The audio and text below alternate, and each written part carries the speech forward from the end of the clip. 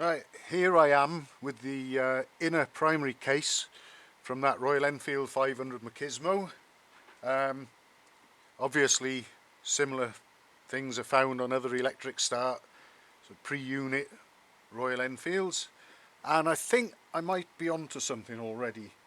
Now the Sprag clutch, all the components came out looking okay, but the Sprag clutch, although it freewheeled smoothly, it was a little bit sort of tight and dry feeling, and I think that might be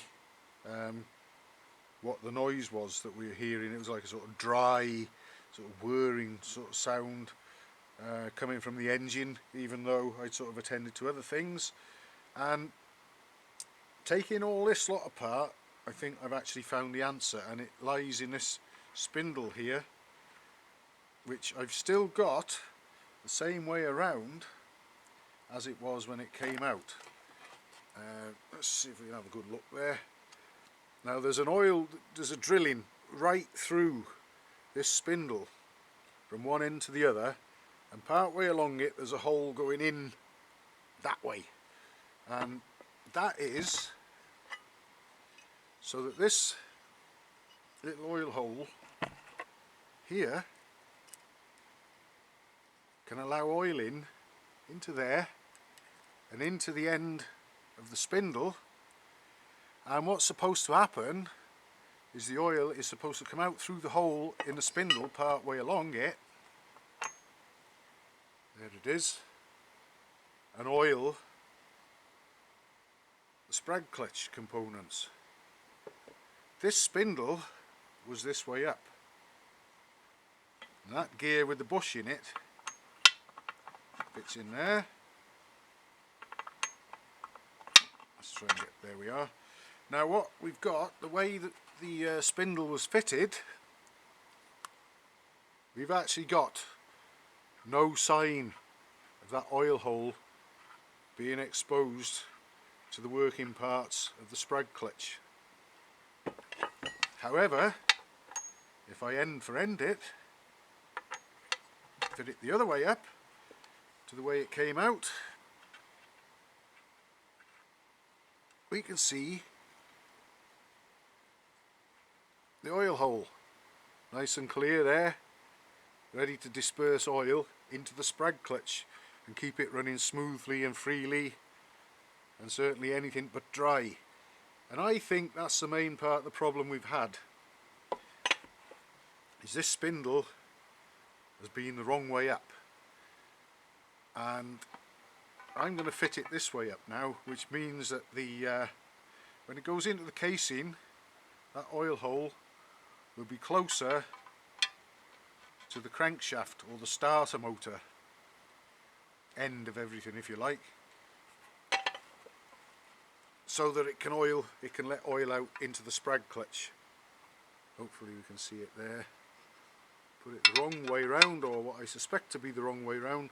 Look how much closer that oil hole is to the part of the casing that the spindle fits into. So I'm going to fit it that way round, and I think that's going to allow oil into the Sprag clutch like it should. And the Sprag clutch, I think we might have caught it just in time, because there's nothing too unpleasant looking there. But let's say there's just a sort of, I can feel it, I can't share this in the video really, but I can feel a slight sort of dryness. So what I'm going to do, I'm going to oil it. There with me. Get some oil in there, oil on that. Because what we've got to remember is this gear, well, that feels better already.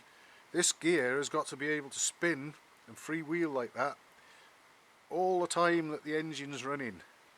So it's really vitally important that we get some lubrication in there, and I think having that spindle the right way round will just allow things to get some oil into there, and it might just save the life of the Sprag clutch. So I'll put it all back together now with the spindle the other way around. And the other thing was, 4 shims came out of there. They were all stacked at one end of the assembly. So one end of this lot was running directly against bare aluminium. So I'm just going to make sure that there are 2 shims. As I've got 4, I'll put 2 that end and 2 that end, and hopefully between that and having the spindle the right way round and the sprag clutch getting oiled as it should, we just might be in with a chance that this might all go back together and work as it should, which it was working. The electric start was working, but there was a rather dry, scrapey sort of noise in there, which I'm hoping will go away with this lot getting oil as it should. So I'm going to put everything back together, oil it properly, and hopefully we'll have a start up and, fingers crossed, have a quieter and happier sounding engine and sprag clutch before too long.